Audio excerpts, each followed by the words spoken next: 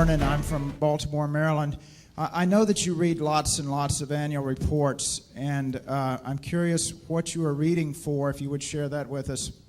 But I'm more curious, because I think I know what you're reading for, if there are any disclosures, any further disclosures that you would like to see companies make in their financial reporting, or that the SEC require in financial reporting or proxies or other communications with their shareholders. And that would be for both you and for Mr. Munger.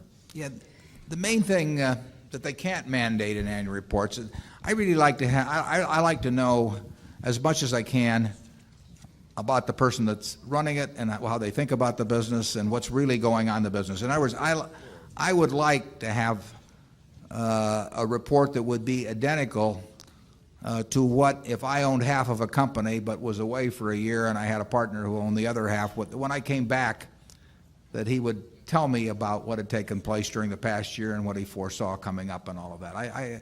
That is what I think the purpose of the report is. Now, the SEC mandates a lot of information, and some of that is helpful, but there's an intent behind the report. I mean, if it's a sales document, I'm less interested. I don't see any way to mandate what I'm talking about, but that's the kind of report I'm looking for. What I'm trying to do as I read reports, I like to understand just generally what's going on in all kinds of businesses.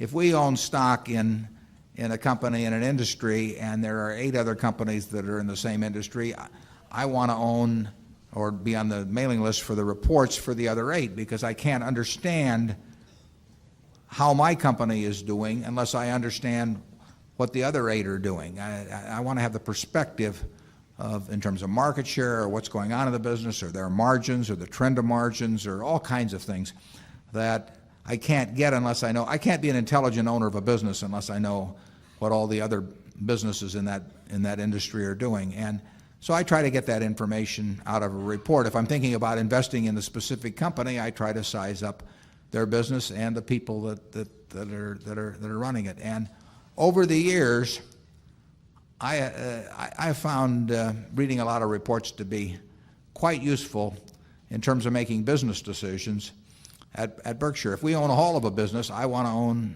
shares in all of the competitors just to keep track of what's going on. And I want to be able to intelligently evaluate how our managers are doing that, and I can't do that unless I know the industry backdrop against which they're working. It's amazing, how well you can do in investing really with what I would call outside information. I find inside information, I'm not sure how useful that is, but outside information, there's all kinds of information around as to businesses, and you don't have to understand all of them. You just have to understand the ones that you're thinking about getting in, and you can do it if you just. But nobody will do it for you. You can't read. In my view, you can't read Wall Street reports and get anything out of them. You have to do it yourself and get your arms around it. I don't think we've ever gotten an idea, in 40 years from a Wall Street report, but we've gotten a lot of ideas from annual reports. Charlie?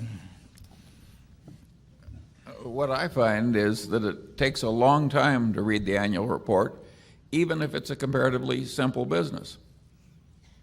As if you really are trying to understand it, it's not a bit easy.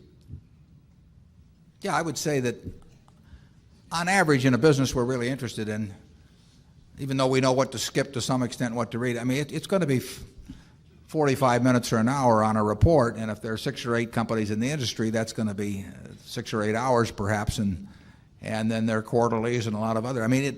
The way you learn about businesses is by absorbing information about them, thinking it, deciding what counts and what doesn't count, relating one thing to another, and that's the job. And you can't get that by looking at a bunch of little numbers on a chart bobbing up and down about or reading market commentary and periodicals or anything of the sort. That just won't do it. You've got to understand the businesses. That's where it all begins and ends.